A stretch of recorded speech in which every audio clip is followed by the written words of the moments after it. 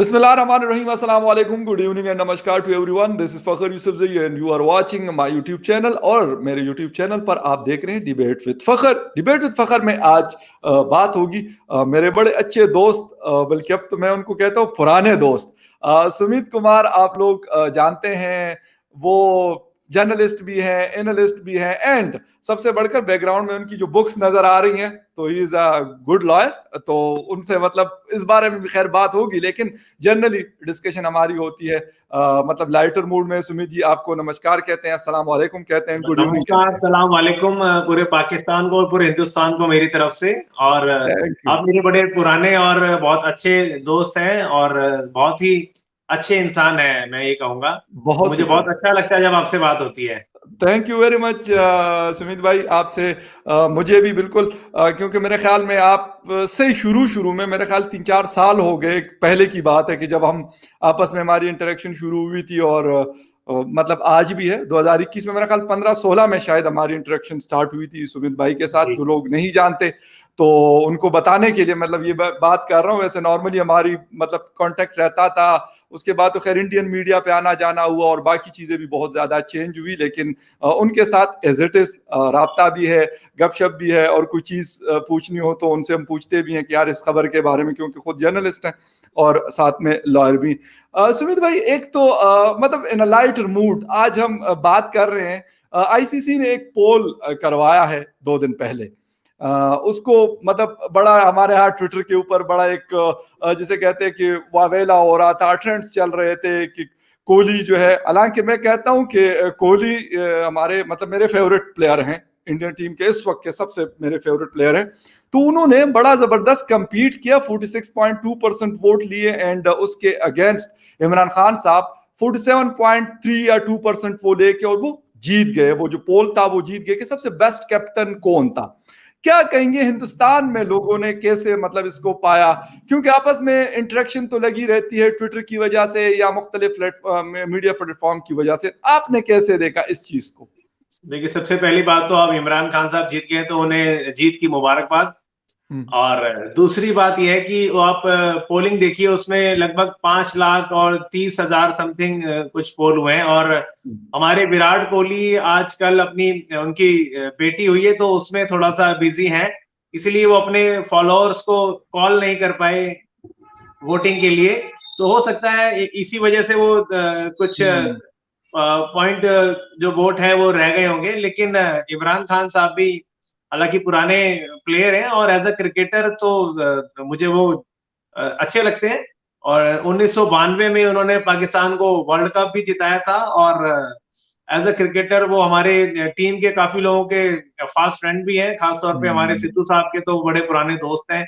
और उनकी दोस्ती अभी जब उन्होंने नानक साहब का के लिए रास्ता खोला था तो वो दोस्ती जी करतारपुर वाला, करतारपुर साहब करतारपुर जब कॉरिडोर खोला था तो तभी उनकी दोस्ती भी, सिद्धू साहब ने उनके लिए काफी अच्छी स्पीच भी दी थी।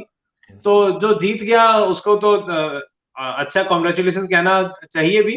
और विराट कोहली अभी फिलहाल अपनी बेटी में बिजी है, तो जिस दिन वो अपने प्रशंसकों को कॉल कर देंगे वोटिंग के लिए, उस दिन दोबारा देखेंगे कौन जीतता है। और मुझे आपने बता ही दिया कि आपके भी वो फेवरेट हैं। और विराट कोहली ने कभी भी ऐसा कोई स्टेटमेंट भी नहीं दिया जिसमें से कोई दो देशों के बीच में कोई ऐसी दूरी पैदा हो। और उनके जो प्रशंसक है, जैसे कि आप भी उनमें से शामिल है, बॉर्डर के दोनों तरफ है, इधर भी है उधर भी है और पूरे वर्ल्ड में बहुत बिल्कुल। इसमें सुमित जी कोई जो जीता वो सिकंदर है, तो आज के जो सिकंदर है वो इमरान खान साहब है, बिल्कुल इसमें कोई दो राय नहीं है। नहीं, मेरे ऑफिस में मेरे असिस्टेंट हैं, एक बड़े अच्छे छोटे भाइयों की तरह है, मतलब वो मुझे कह रहे थे कि मैंने इमरान खान साहब को वोट किया। मैंने कहा तुमने बड़ी गलती की। मैं कहा यार तुम्हें जो है ना विराट कोहली को वोट करना चाहिए था। वो हंसने लग गया, कहते सर क्यों? मैंने कहा नहीं यार, विराट कोहली को जीतना चाहिए था। मैं कहा इमरान खान साहब बस प्राइम मिनिस्टर बन गए ना, बस अब वो चीज ही चेंज हो गई। मैं कहा वो क्रिकेट के तोड़े ही हैं, मैं कहा आजकल यार विराट कोहली है, मैंने कहा ऑस्ट्रेलिया को ऑस्ट्रेलिया में हराना और इस तरह की मतलब बड़ी अच्छी परफॉर्मेंसेज है उस आदमी की, मतलब यंग, काफी यंग कैप्टन मैं उसको कहता हूं। तो मैंने कहा मुझे तो यार अच्छा लगता है, बेशक हम जो मर्जी कह दे, लेकिन मैंने कहा मुझे बड़ी खुशी होती है कि बड़ी मजबूत टीमों को उनके होम ग्राउंड पे वो बंदा हरा के, और बड़ी अच्छी कैप्टनसी होती है। मतलब धोनी के बाद अगर मैं देखता हूं तो विराट कोहली ने हिंदुस्तानी टीम को मैं कहता हूं बड़ा, मतलब जिसे कहते हैं मजबूती के साथ पकड़ा हुआ और लेके चल रहे हैं लोगों को, तो ये खुशी हमें है। जी जी। हिंदुस्तान की परंपरा रही है बुजुर्गों का सम्मान करना। तो इमरान खान साहब बुजुर्ग हो गए, इसलिए उनका सम्मान के तौर पे ये अवार्ड दिया गया है। तो हमारी तरफ से भी एक ये जो हमारे बुजुर्ग है इमरान खान साहब, तो उनको ये इसीलिए अवार्ड हिंदुस्तान की तरफ से गिफ्ट है।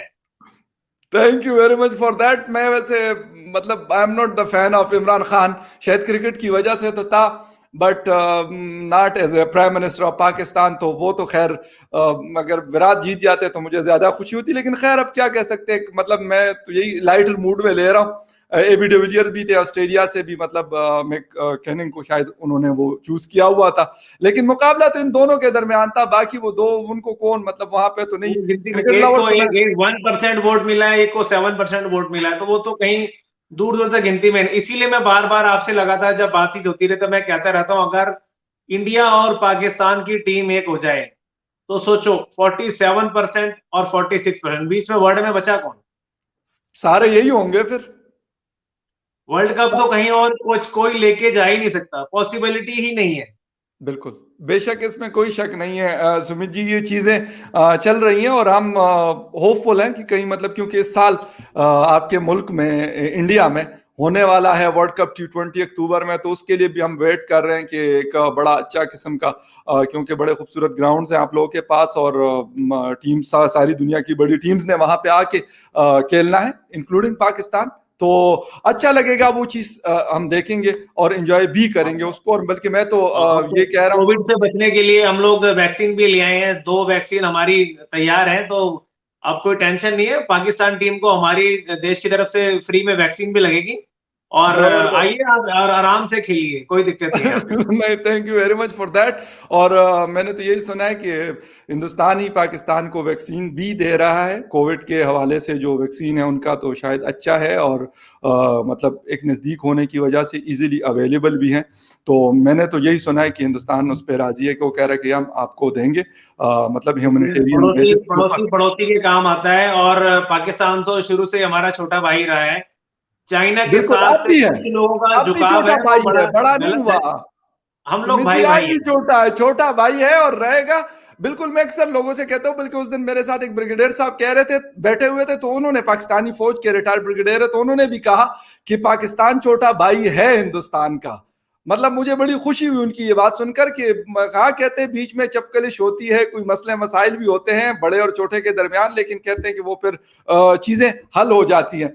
सुमित जी, एक मसला चलता आ रहा है इंडिया के अंदर, गालिबन जो दिल्ली है, आप लोगों का कैपिटल है, आप वहीं से बिलोंग करते हैं, वहां पे फार्मर्स का एक सेटिंग लगा हुआ है, हम धरना कहते हैं हमारे यहाँ, क्योंकि इमरान खान साहब ने बहुत लंबा धरना दिया था, तो ज्यादा एक मशहूर लफ्ज है वो चल रहा है। और उसके ऊपर में मुख्तलिफ किस्म की, BBC के ऊपर और मुख्तलिफ मीडिया, हमारे न्यूज़पेपर्स पे भी, बड़े जो न्यूज़पेपर है हमारे इंग्लिश के, उसमें स्टोरीज छप रही हैं। लेकिन कल एक स्टोरी छपी और मुझे बड़ा, मतलब मैंने इस वजह से नहीं कि यार वो उन्होंने धरना दिया हुआ, मुझे मतलब उसमें बातें लोगों के बारे में कही गई कि यार बड़े हाईली एजुकेटेड लोग वहां पे बैठे हुए हैं, बड़े मॉड स्कॉट किस्म के लोग हैं, प्रॉपर वो सोशल मीडिया का यूज करते हैं, अपने लिए पिज्जाज ऑर्डर करते हैं, और मतलब जो फास्ट फूड है, मतलब जो एक मॉडर्निज्म का एक समझा जाता है, हालांकि बेशक हम रोटी का है या हम फास्ट फूड का है, चीज एक ही है, पेट में जाना होता है। तो ये सारी चीजें मैंने देखी, और उन्होंने कहा कि मोदी जी ने, शायद उन्होंने लिखा था, आपकी एक जर्नलिस्ट इक्ता गालिबन, उन्होंने ये लिखा था कि शायद मोदी जी इसको उस तरीके से समझ नहीं सके। हालांकि कहते हैं कि मोदी जी जो कहते हैं, मोदी जी वो करते हैं, और करके फिर दिखा भी देते हैं। ये बात बिल्कुल सही है। एक्चुअली क्या हुआ, जब लॉकडाउन चल रहा था तो सरकार काफी टाइम से प्रयास कर रही थी कि किसान के लिए 3 बिल लाने के लिए, उन 3 बिल को विधेयक के तौर पे उस टाइम पास करा लिया गया, और उसके बाद राज्यसभा में भी काफी शोरगुल हंगामे के दौरान उन तीनों बिलों को एक स्टैंपिंग कर दी गई है, जिसके बाद वो लागू भी हो गए। हालांकि हमारे यहाँ जो विपक्ष है वो काफी आरोप लगाता रहा सरकार के ऊपर, और उसमें काफी ऐसी बातें हैं जो सरकार भी मानती है कि ठीक है, हमसे गलती हो गई और हम अपनी गलती को सुधार लेंगे। लेकिन अभी कुछ जो किसान का एक बहुत बड़ा जो वर्ग है, वो ये कह रहा है, सरकार पे दबाव डाल रहा है। आज भी एक बातचीत थी किसानों के संगठनों की और सरकार के संगठनों की, लेकिन वो बातचीत भी आज बेनतीजा रही है। कुछ देर पहले की बात है, अभी किसान बाहर आए हैं, उन्होंने बताया कि अभी बातचीत बेनतीजा रही है, और कुछ दिन बाद भी अब दोबारा सरकार से बातचीत होगी, शायद 17 या 18 फरवरी को वो बातचीत दोबारा होगी। तो जो बिल है उसमें यकीनन कुछ पॉइंट हैं जिससे मैं भी इत्तेफाक नहीं रखता, क्योंकि मैं एक वकील हूं, और उससे सबसे जो खराब प्रावधान उसमें दिया गया है कि उन बिल में कि जो किसान है किसी भी इशू को लेकर एसडीएम लेवल के ऊपर नहीं जा सकता। एसडीएम हमारे यहाँ कहते हैं सब डिविजनल मजिस्ट्रेट, वो एक गवर्नमेंट का हिस्सा होता है, और उसके बाद जुडिशरी शुरू होती है। तो उसके अंदर एक प्रोविजन है कि आप जो भी कुछ प्रॉब्लम या डिस्प्यूट पैदा होगा वो एसडीएम के ऊपर नहीं जाएंगे। तो ये बड़ा गलत क्लॉज है, और हमारी वकील बिरादरी भी उस बिल का इसी बात को लेकर विरोध कर रही है। हालांकि सरकार ने बोला है कि नहीं, अब जुडिशियल जो पावर है हम उस पर देंगे, और इसके किसी भी डिस्प्यूट को लेके आप जुडिशरी में जा सकते हैं, क्योंकि एक सिविल प्रोसीजर का ये केस रहता है। तो एक तो सबसे बड़ा मसला वही है, दूसरा एक जो एमएसपी है, मैक्सिमम सेल प्राइस है, उसका भी मसला है। हालांकि सरकार ने और खुद हमारे प्राइम मिनिस्टर मोदी साहब ने भी कहा है कि मैं रिटर्न में देने को तैयार हूं कि एमएसपी नहीं जाएगी, लेकिन किसान जो संगठन है वो कह रहे हैं कि आप इस बिल को प्रॉपर तरीके से रद्द करो और दोबारा ड्राफ्ट करके हमसे सहमति लेके बनाओ। इसी बात को लेके ये टकराव जारी है, क्योंकि कानून भी अगर एक बार लग गया है, अगर आ गया है और उसको नोटिफाई कर दिया गया है राष्ट्रपति के द्वारा, तो फिर बड़ा मुश्किल है सरकार के लिए भी उसको पीछे खींच पाना। और इसी के चक्कर के हमारे जो दिल्ली के आसपास को धरना सारे बॉर्डर पे दिया गया। हमारे दिल्ली के लगभग 4 बॉर्डर है, बड़े बॉर्डर है। एक सिंधु बॉर्डर है जो पंजाब और हरियाणा साइड से आता है, एक टिकरी बॉर्डर है वो भी हरियाणा और पंजाब साइड से आता है, दूसरा एक यूपी साइड से बॉर्डर है, वो गाजीपुर बॉर्डर कहलाता है, एक बॉर्डर है किला बॉर्डर, वो भी नोएडा की साइड से आता है, वो यूपी की साइड से आता है। तो इन तमाम जगह पर एजिटेशन चल रहा है, और पूरे भारत से काफी किसान भाई आए हुए हैं वहां पे, और जो काफी लोगों ने सपोर्ट भी कर रहे हैं, बल्कि मैं कहूंगा भारत के अधिकांश लोग उनकी सपोर्ट कर रहे हैं, क्योंकि आप चाहे रोटी खाएं या पिज्जा खाएं या बर्गर खाएं या कुछ भी खाएं, उसका जो रूट लेवल है वो उन्हीं किसानों के खेतों में से आ रहा है। बेशक वही किसान गेहूं उगाएंगे, वही किसान मक्का उगाएंगे, वही किसान बाजरा उगाएंगे, उन्हीं से ही आप लोगों की रोटी बनेगी, नूडल्स बनेंगे, बर्गर बनेगा, पिज्जा बनेगा, पिज्जा बेस बनेगा, कोई भी चीज आप उसमें लगा रहे हैं उन्होंने ही पशु पाले हुए हैं, उन्होंने वही डेयरी चलाते हैं, दूध, पनीर, चीज, कुछ भी चीज का अगर आप इस्तेमाल करते हैं तो यकीन मानिए कि और वहीं से आ रहा है, और देश का 70% से ज्यादा आबादी इन्हीं चीजों में इन्वॉल्व है। तो एक बड़ा एजिटेशन हमारी दिल्ली के आसपास चल रहा है, और बहुत ही शांति प्रिय तरीके चल रहा है। अच्छा, उसमें कोई भी झगड़ा नहीं हुआ, किसी भी तरीके का अभी तक कोई सामने नहीं आया। हालांकि शुरुआत में जब वो लोग दिल्ली की तरफ बढ़ रहे थे तो हरियाणा पुलिस ने थोड़ा सा बीच में कुछ जगह सड़कें खोद दी थी जो लोगों को पसंद नहीं आई थी। खासतौर पर मुझे तो बिल्कुल पसंद नहीं आएगी एक हाईवे गवर्नमेंट खोद दे, और लेकिन वो धीरे धीरे करके यहाँ पहुंच गए, और अब हमारे भाई है, हम लोग सब उनके मिलकर सेवा कर रहे हैं। ठीक ठीक। अच्छा सुमित जी, एक तो ये है कि क्या हुकूमत और बीच में उनकी कोई एक जिद तो नहीं मुझे मतलब नजर आती। हमारे यहाँ भी जब कभी इस तरह की चीजें होती हैं तो सम टाइम ऐसे लगता है, हालांकि यहाँ तो खैर मैं ये नहीं कहूंगा कि पॉलिटिकल लोग, हुकूमत पॉलिटिकल है वहां पर, और लोग तो मेरे और आप जैसे होंगे, बेशक वो बड़े हो सकते हैं, बड़े किसान हो, ज्यादा जमीनों के मालिक हो, सारी चीजें हो सकती हैं, बट एक जिद नहीं है। क्योंकि मैंने काफी सारे लोगों से भी बात की, और बहुत बड़े बड़े आर्टिकल्स आप लोगों के न्यूज़पेपर्स और वहाँ बीबीसी से और मुख्तलिफ न्यूज़पेपर ने पब्लिश किए। तो मुझे सम टाइम ऐसे लगता है कि ठीक है, एक इशू तो है, मतलब ठीक है, अब वो किसान कहते हैं कि यार हमारा इशू है, हमारे साथ हुकूमत इसको सॉर्ट आउट करें। तो क्या हुकूमत भी अपने मेरे ख्याल जिद पे अड़ी हुए कि अगर वो कहते हैं कि अगर हम एक कदम पीछे जाते हैं, मतलब स्टेप बैक जाते हैं, तो शायद ये हमारे लिए वो नहीं है। हमारी जिस तरह मोदी जी मशहूर हैं कि वो मतलब आगे फॉरवर्ड ही जा रहे होते हैं। तो ये, और फिर उनमें से जो हमारे किसान भाई दोस्त बैठे हुए हैं, तो शायद वो भी यही कह रहे हैं कि नहीं जी, हमने तो ये करना है कि इनको हमने ये दिखाना है कि हम आपको झुका सकते हैं। तो क्या कोई ऐसी जिद तो नहीं है ये?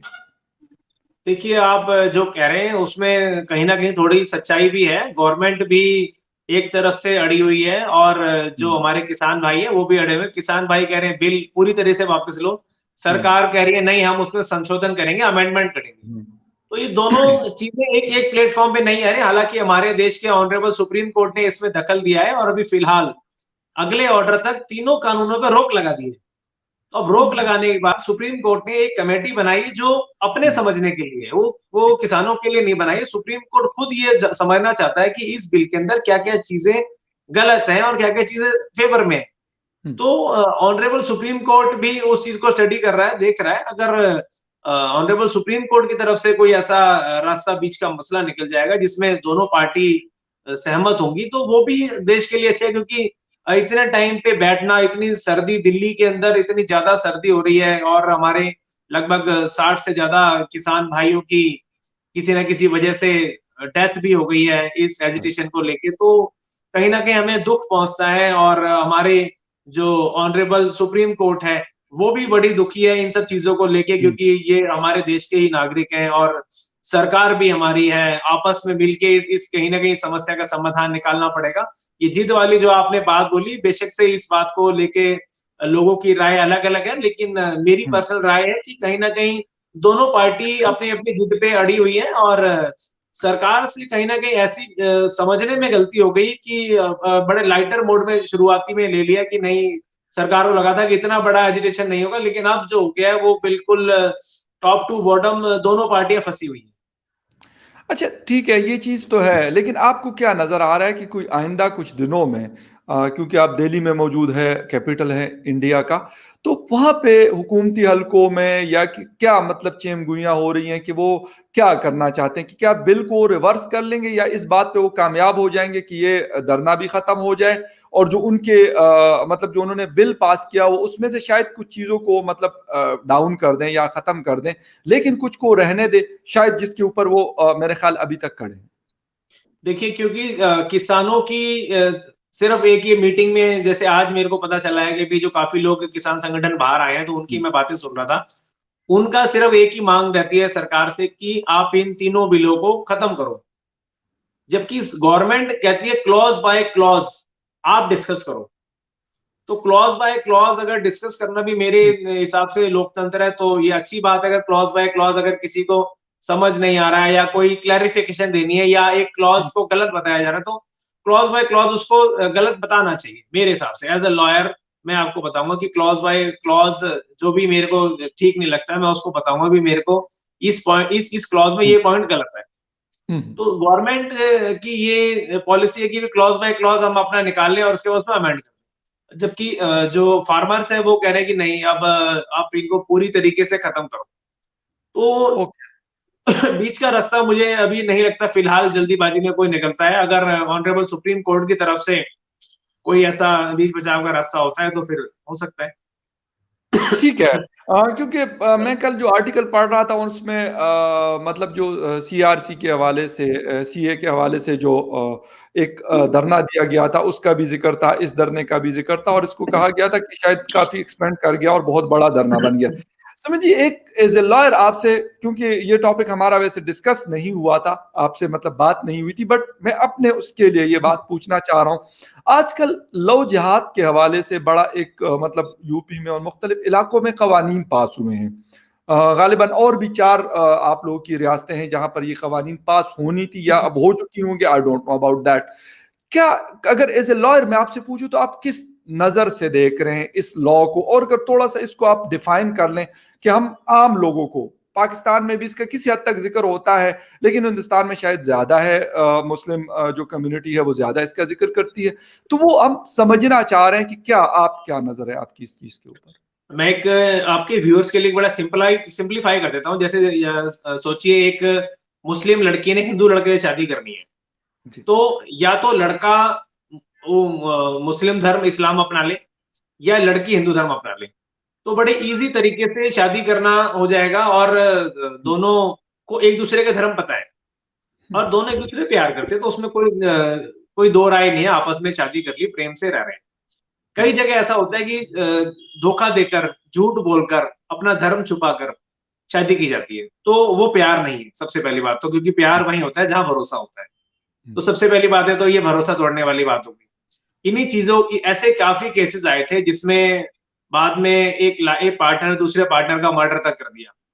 बड़ी एक्सट्रीम सिचुएशंस पैदा हुई, इसी को लेके ये कानून बनाए गए। हालांकि इस कानून को लेके भी काफी सवाल उठ रहे हैं और पुलिस ने ऐसी कार्रवाई की है जो गलत है। कोर्ट ने भी पुलिस को इस बारे में फटकार लगाई है, काफी लोगों को बेल दी है, केसेस खत्म किए, क्योंकि अभी नया कानून है तो जाहिर सी बात है पुलिस को समझने में भी थोड़ा टाइम लगेगा।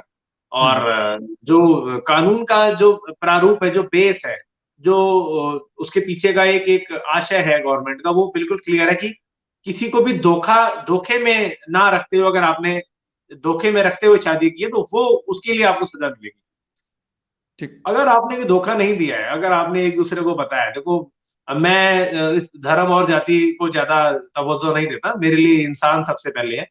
अगर दो इंसानों के बीच में आपस में प्यार हुआ और वो दोनों बालिग हैं और शादी करना चाहते हैं, एक दूसरे को पसंद करते हैं, एक दूसरे को समझते हैं, एक दूसरे को भरोसा करते हैं, एक दूसरे के धर्मों के बारे में दोनों ने एक दूसरे को बता दिया है, पहले बता दिया, बेशक से उनके परिवार वाले उनसे इत्तेफाक ना रखते हो, तो वो शादी वैलिड है, उसमें कोई इश्यू नहीं। अगर बाद में किसी पार्टनर ने झूठा इल्जाम लगा दिया कि नहीं जी ये तो उसने मुझे छुपाया था और ये लव जिहाद है, इसके खिलाफ मुकदमा दर्ज करो, तो वो कहीं ना कहीं गलत है।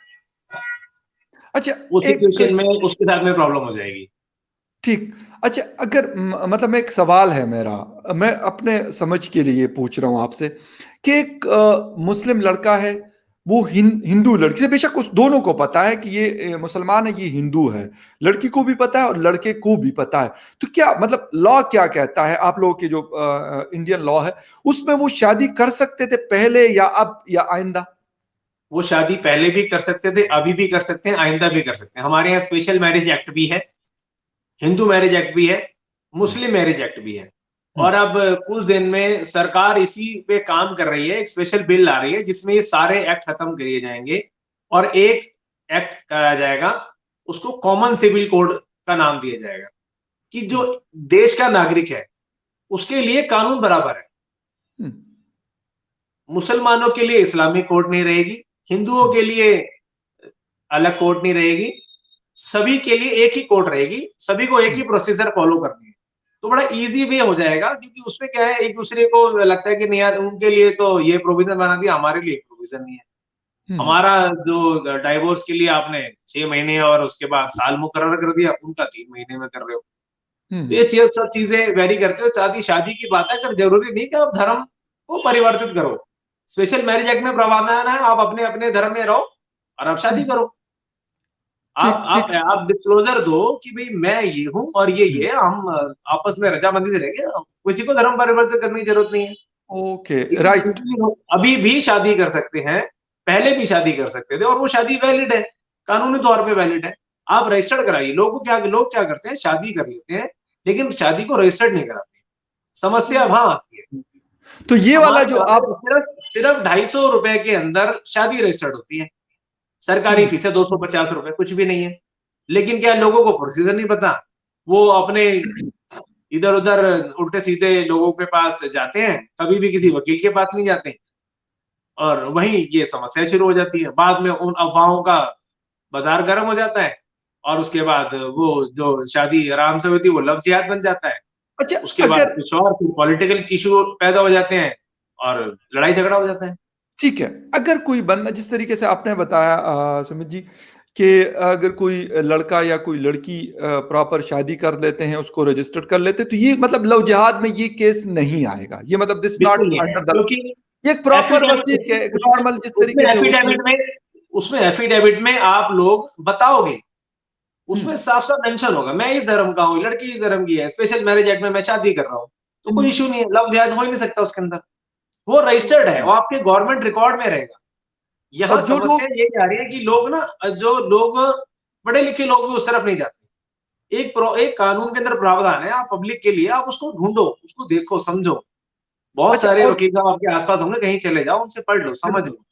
बिल्कुल। अच्छा एक वो मतलब लोग अगर जो लोग छुपा के ये करते हैं या वो रजिस्टर्ड नहीं करते अपनी शादी, तो उनका केस फिर लव जिहाद में जाएगा?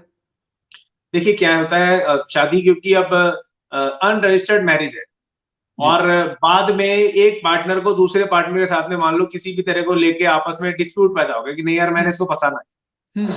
वो जाके थाने में बोलेगा जी इसने मेरे को उस टाइम ये बोला था कि ये इस धर्म का है, लेकिन अब ये इस धर्म का निकला है। हुँ, तो तब वो फंस गया। वो उस टाइम लव जिहाद का ठीक, मामला ठीक, बनेगा, ठीक, उसके ठीक, खिलाफ ठीक मुकदमा है। होता है। ओके, मतलब अब अगर कोई करेगा तो मेरा ख़्याल उसको रजिस्टर्ड लाज़मी करेगा अपनी शादी को, बजाय अच्छा इसके कि रहेगा। फिर वो के ताने और लोग वो कोर्ट और कचहरियाँ वो भुगते, तो मेरा ख़्याल वो फिर ठीक है, ओके बस फाइन मुझे काफ़ी लोगों हद का तक क्या चीज़ है, लोग लोग पंडित जी को, मौलवी जी को, पादरी साहब को, उनको पैसा खर्च कर देते हैं। वकील साहब पे पैसा खर्चा करने के लिए जेब से पैसे नहीं निकलते। नहीं वही वही ये फंस जाते हैं। मैं यही कहूँगा कि जो लोग देख रहे हैं इंडिया में, क्योंकि पाकिस्तान में तो मतलब और तरीके से लॉज़ हैं, लेकिन सुमित भाई हैं मौजूद, तो कम से कम आप राब्ता कर सकते हैं कि दिल्ली या उसके आउटस्कर्ट में लोग हैं, तो मतलब यू कैन कॉन्टेक्ट हिम और मुझे आपके मतलब आसपास में जो भी देखो, सारे हमारे यहाँ पे वकील एकता जिंदाबाद है, तो हम पूरे देश के वकील भाइयों से भी ये कहते हैं कि आसपास में जो भी आपके लोग रहते हैं उन्हें समझाएं, उन्हें बताएं, इस कानून के जी, बारे में बताएं। और लोगों से भी मैं ये जो भी आपका शो देख रहे हैं जी, उनको भी यही बोलूंगा कि आपके घर के आसपास में निश्चित ही कोई ना कोई डिस्ट्रिक्ट कोर्ट होगी, आप वहां जाइए, किसी वकील साहब से सलाह कीजिए शादी से पहले। तो ठीक है। कभी भी आप किसी कानूनी पछड़ में नहीं पड़ेंगे। गुड, ज़बरदस्त। मुझे जहाँ तक सुमित जी समझ आई है, मुझे तो ये बिल्कुल क्लियर कट चीज़ लगी और मैं आपको सही बता जो मैं अभी तक समझा हूँ। मुझे तो ये बिल्कुल मतलब एक ठीक है, एक लॉ है, कानून के अंदर आपने करना है जो भी करें, आप शादी करें या मतलब रहें या जो भी करें। लेकिन लोगों की रिज़र्वेशंस क्यों है इससे इतनी ज़्यादा? या वैसे ही वो मतलब इसको मतलब जिसे कहते हैं कि इस लॉ को वो करना चाहते हैं कि यार कोई कॉम्प्लिकेटेड कर ले या फिर ये कि मतलब वो अवेला कर ले कि यार हमारे साथ ये ऐसा तो नहीं है मतलब बी ए लॉयर आपसे पूछ रहा हूँ बीइंग ए जर्नलिस्ट आपसे पूछ रहा हूँ कि क्या है इसके पीछे लोगों के मतलब डर की वजह क्या है? देखिए लोग एक्चुअली क्या होता है, जब किसी चीज की नॉलेज नहीं होती है तो उसे डर लगता है। मेन समस्या ये लोग पढ़ते नहीं है। बड़े इजी वे में इंटरनेट पे सारे चीजें उपलब्ध हैं। लव जिहाद के बारे में भी अगर पढ़ेंगे तो समझ में आ जाएगा क्या क्या क्लॉज है। हिंदी में भी है, इंग्लिश में भी है, सारी लैंग्वेज में बड़े इजीली अवेलेबल है। आप पढ़िए, समझिए। गवर्नमेंट ने जो बनाया है वो पुरानी घटनाओं को ध्यान में रखते हुए बनाया है। कानून गलत नहीं है। हर एक कानून का सदुपयोग और दुरुपयोग दोनों होता है। आप उसको अच्छे वे में ले लें, किसी को फंसाना है तो उसको टारगेट भी कर लें, हम्म, किसी को उसके लिए प्रोटेक्शन देनी है तो उसके लिए भी है। हम्म, गवर्नमेंट बेसिकली कानून प्रोटेक्शन के लिए बनाया है। कोई भी लड़का हो या लड़की हो या उसकी फैमिली हो, उसकी प्रोटेक्शन के लिए कानून बनाया जाता है, ना कि उसको टारगेट करने के लिए। यहाँ गवर्नमेंट की एक अच्छी एक नीति है, मैं कहूंगा कि प्रोटेक्शन के लिए बनाया गया। जैसे आप दहेज का कानून ले ले, 498 है, सरकार ने प्रोटेक्शन के लिए बनाया था कि बहुत ज्यादा अत्याचार हो रहा था लड़कियों पे दहेज को लेके। हम्म, अब लोगों ने उसका मिस यूज शुरू कर दिया। तभी कोर्ट ने उसके अंदर हस्तक्षेप किया और उसके बाद जो गिरफ्तारियां थी उन पे रोक लगाई। गिरफ्तारी के लिए एक नियम इशू किए कि नहीं, हर बार किसी को भी उठा के गिरफ्तार नहीं करोगे, पहले जांच करोगे और उसके बाद बेल देने का अधिकार होगा। तो हर एक कानून का मिसयूज होता है, इसमें कोई शक नहीं है, लेकिन वो कानून प्रोटेक्शन के लिए बनाए जाते हैं। तो आप एक पॉजिटिव वे में देखिए कि वो उस कानून का जो बनाया गया है वो प्रोटेक्शन के लिए बनाया गया। यूपी सरकार ने बनाया, मध्य प्रदेश सरकार ने बनाया, हरियाणा बनाने जा रही है, और भी धीरे धीरे काफी स्टेट उस बात को लेके कह रही है। तो वो बेसिकली उसका काम अपने नागरिकों को प्रोटेक्शन देने का है, ना कि कोई पॉलिटिकल इसमें स्टंट है। तो अगर उसको समझे, अगर समझेंगे कोई हवाई उड़ानी है तो फिर तो किसी को लेके बोल सकते हैं कि नहीं जी मुसलमानों को टारगेट करने के लिए बनाया है, यस, नहीं जी हिंदुओं को टारगेट करने के लिए बनाया है। ये किसी को टारगेट करने के लिए नहीं बनाया है, ये ओके, बेसिकली अपने जो स्टेट के नागरिक हैं, उस नागरिक में सभी धर्मों के लोग शामिल हैं, ठीक। उनको प्रोटेक्ट करने के लिए बनाया गया है। बिल्कुल, मेरा पॉइंट सुमित जी बिल्कुल यही था, क्योंकि मैंने सुना इसके बारे में, और आज अच्छा हुआ कि मतलब आप थे, कानून से आप वाकिफ़ हैं क्योंकि आप लॉयर हैं। तो ये अच्छा हो गया कि एक चीज़ क्लियर हो गई। मतलब मेरे माइंड में भी सीधी-सी बात है, जो मैंने आपसे क्वेश्चन्स किए तो ये मेरे सारे माइंड में चल रहे थे कि यार पता नहीं क्या होता होगा, क्योंकि पाकिस्तान के अंदर भी मिसयूज़ ऑफ लॉ जो है बहुत ज़्यादा है, बहुत ही ज़्यादा है। इतना है कि शायद मैं कहता हूँ कि इंडिया में शायद इतना, या हिंदुस्तान में शायद इतना ना होता हो जितना पाकिस्तान के अंदर मिस यूज ऑफ लॉ है। स्पेशली हमारे यहाँ ब्लास्फेमी का लॉ है, जिसमें बहुत सारे, मैं कहता हूँ बहुत सारे बेगुनाह लोग, उनकी जानें चली गई हैं। तो ये ना हो कि मतलब इसी तरीके से मेरे माइंड में वो चीज चल रही थी कि मैंने कहा कहीं ये जो इतना लोग शोर शराबा कर रहे और कह रहे कि यार पता नहीं ये है, तो शायद इस ऐसी कोई चीज है जिसकी वजह से ये सारा शोर शराबा हो रहा है। नहीं, पॉलिटिकल पार्टी इन सब चीजों को इश्यू बनाती है, क्योंकि पॉलिटिकल पार्टी के पास और कुछ करने के लिए कुछ है नहीं। चाहे वो पॉलिटिकल पार्टी जिसने कानून बनाया हो, चाहे वो पॉलिटिकल पॉलिटिकल पार्टी जो उसके सामने विपक्ष में हो। दोनों पॉलिटिकल पार्टी उस कानून को मुद्दा बनाती हैं, लोगों के को भावनाओं को से साथ खिलवाड़ करती हैं। पर बेसिकली इस कानून को लेके लोगों को खुद समझना चाहिए कि अगर पॉलिटिकल पार्टी तुम्हें मूर्ख बना रही है, तो खुद पढ़ो और अपने बच्चों को पढ़ाओ। हर एक में आज के टाइम में कम से कम 2 बच्चे ऐसे हैं जो पढ़ लिख रहे हैं। बड़े ईज़ी वे बिल्कुल। में वो समझा जा सकता है। ये हमारे प्रोटेक्शन के लिए है। ये बिल्कुल ज़बरदस्त आपने बात की, और जो मैं अभी तक समझा हूँ इस लॉ को, तो मुझे तो लगता ही है कि ये बिल्कुल जो आपने समझाया है मुझे, तो उसके अकॉर्डिंग तो मुझे ये समझ आई है कि बड़ा बेहतर किस्म का लॉ है। आप अपनी, अगर आप जिस मर्जी धर्म से हो, जिस मर्जी रिलीजन से हो, लेकिन अपनी शादी को आप रजिस्टर्ड करवाएं, जो गवर्नमेंट का प्रोसीजर है, और आप हिंदुस्तान में जहां पे भी रहते हो तो उसको आप फॉलो करें। एक लास्ट क्वेश्चन है सुमित जी, इसी से रिलेटेड है। करीना कपूर और सैफ अली खान साहब की जब शादी हुई थी, तो उस वक्त ये पहली दफा ये चीज यूज हुई थी। हालांकि मेरे ख्याल उनकी शादी को तो 4-5 साल गालिबन या शायद ज्यादा हुए हैं, if I am not wrong. तो मतलब ये उस वक्त मैंने पहली दफा सुना था, और यकीन आप करें कि मुझे बिल्कुल समझ नहीं, मैंने कहा ये पता नहीं क्या बात है, कि ये कौन सी बात हुई, कि मतलब कोई समझ मुझे नहीं। बहुत अच्छा एग्जाम्पल आपने दिया है। अभी आपने नाम लिया करीना कपूर, उसका नाम चेंज नहीं हुआ है। जी बिल्कुल। सैफ अली खान ने कभी भी करीना कपूर पे प्रेशर नहीं डाला, नहीं तुम करीना की जगह कुछ और नाम रख लो, तुम हम्म तबस्सुम रख लो, तुम कुछ और रख लो। हम्म और करीना कपूर ने अपने नाम के आगे अपनी मर्जी से करीना कपूर खान जोड़ा है। आज हम्म भी सैफ अली खान है और करीना कपूर है। हम्म उनकी शादी भी स्पेशल मैरिज एक्ट के तहत ही रजिस्टर्ड हुई थी। दोनों ने अपना नाम लिखा, दोनों ने अपनी आइडेंटिटी लिखी, दोनों ने अपना रिलीजन लिखा, रजिस्टर्ड कराया अपने आप को। हम्म लोगों ने उस टाइम भी एक पॉलिटिकल उस चीज को मोटिवेट किया, नहीं यार ये ऐसी शादी हो गई, ये मोमडन है और उसने हिंदू लड़के से शादी कर ली। और अब मियाँ बीबी राजी तो क्या करके काजी वाली बड़ी पुरानी सी वो कहावत है। वो दोनों लोग खुश हैं आपस में, उनका एक प्यारा सा बच्चा हो गया, अब दूसरे बच्चे की तैयारी है, बिल्कुल। परिवार खुश है। तुम्हें किस बात की जलन है भाई? खुद यही कहता हूं कि अगर वो लोग खुश है तो मतलब मुझे और बाकी किसी को क्या हक पहुंचता है कि वो कहते हैं कि नहीं। मतलब शाहरुख खान और गौरी खान का हमारे सामने एक बहुत बड़ा एग्जाम्पल मौजूद है। मतलब बड़े बड़े बच्चे, अब तो उनके टीन एज से भी गालिबन उनके बच्चे निकल चुके हैं, और तो अब तो प्रोफेशनल लाइफ में आने वाले हैं। तो हमारे सामने वो एक बहुत बड़ी और पुरानी अब एग्जाम्पल हम कह सकते हैं उसको। शाहरुख खान साहब एक सुपरस्टार हैं। मतलब मैं दुनिया का सुपरस्टार कहता हूं, सिर्फ इंडिया का नहीं है, दुनिया उनको जानती है। पाकिस्तान में मेरे ख्याल में कोई ऐसा नहीं होगा, किसी गांव में भी आप चले जाएं तो वैसे एग्जाम्पल दे के, तो यार कौन से शाहरुख खान हो तुम। मतलब इस तरह की मिसालें दी जाती है कि कौन से, मतलब इतनी बड़ी एक बड़ा नाम है उनका। तो उनकी एक एग्जाम्पल हमारे सुमित जी हमारे सामने है, उनका एग्जाम्पल है। देखिए, हमारे यहाँ एक हमारा देश संविधान पे चलता है और संविधान सभी को बराबरी का हिस्सा देता है, बराबरी का दर्जा देता है। और ये जो भी शादी की है संविधान के प्रावधान के तहत की गई है, कहीं भी किसी भी तरीके से इलीगल नहीं है। हम्म दो लोग आपस में प्रेम करते हैं, कोई भी हमारे में ऐसा प्रावधान नहीं है कि दो धर्मों के लोग आपस में शादी नहीं कर सकते। हम्म बाकायदा उनके लिए स्पेशल मैरिज एक्ट बनाया गया है।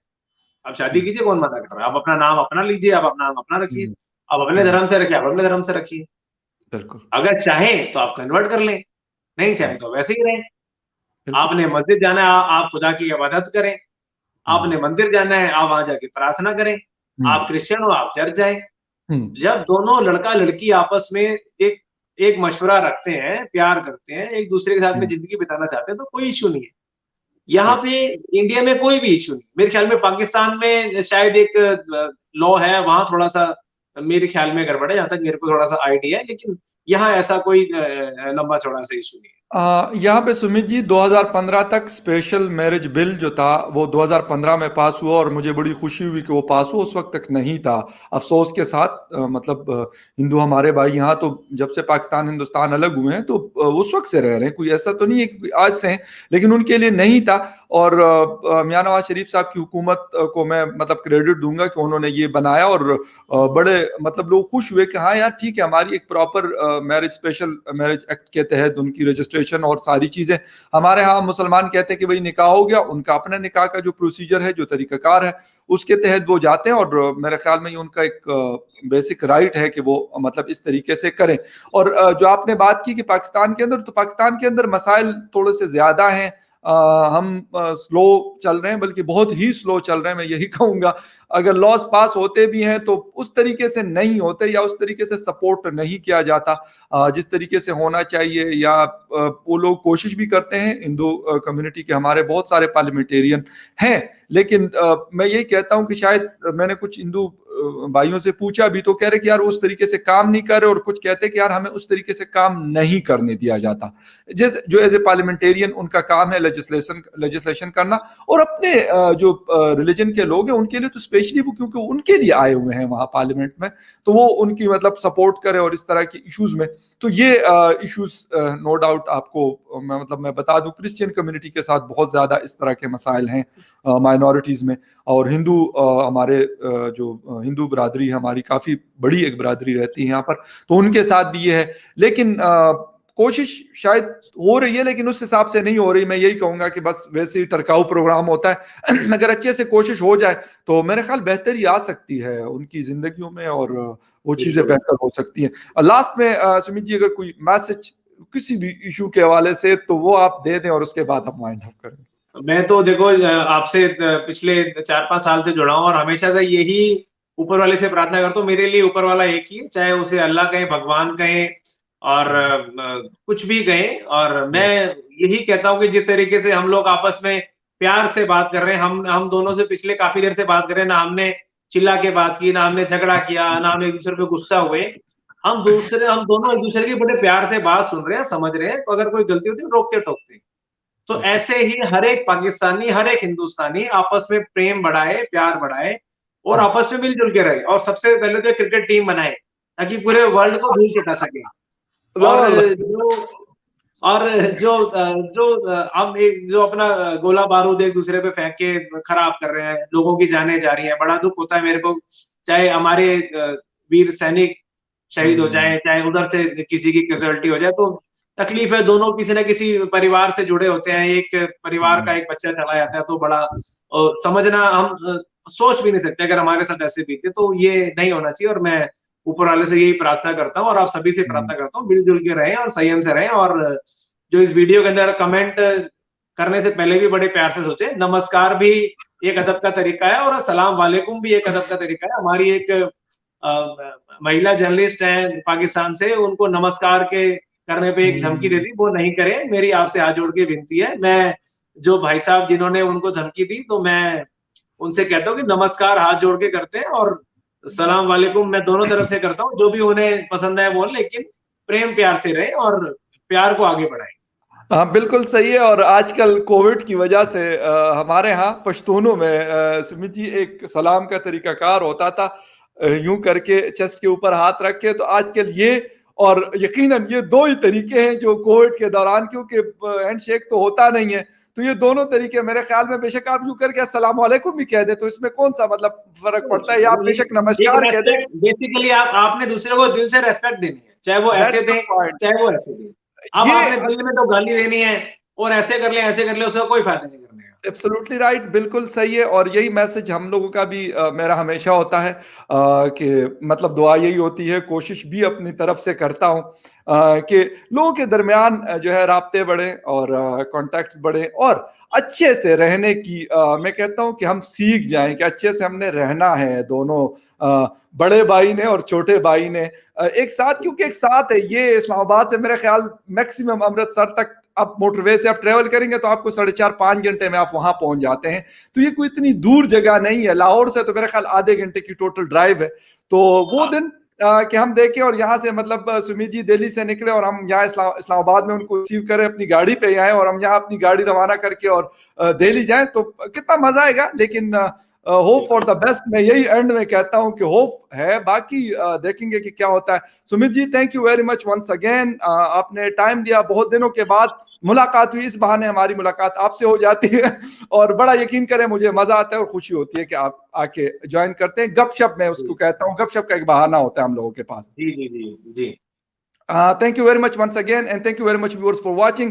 अगर आपको इस वीडियो या कोई भी वीडियो कमेंट सेक्शन खोला होता है, आप वहां पे बात करते हैं और मैं कोशिश भी करता हूं कि सबको जो तारीफ करते हैं उनको शुक्रिया अदा करो, जो तारीफ नहीं करते तो उनको भी मैं लाइक करता हूं, या वो कोई बात पूछते हैं तो मैं वहां कोशिश करता हूं कि मैं कमेंट सेक्शन में उनको जवाब दे सकूं। या ट्विटर पे अगर कोई बात करना चाहते हैं तो फखरजई 7 के नाम से मेरा ट्विटर हैंडल है।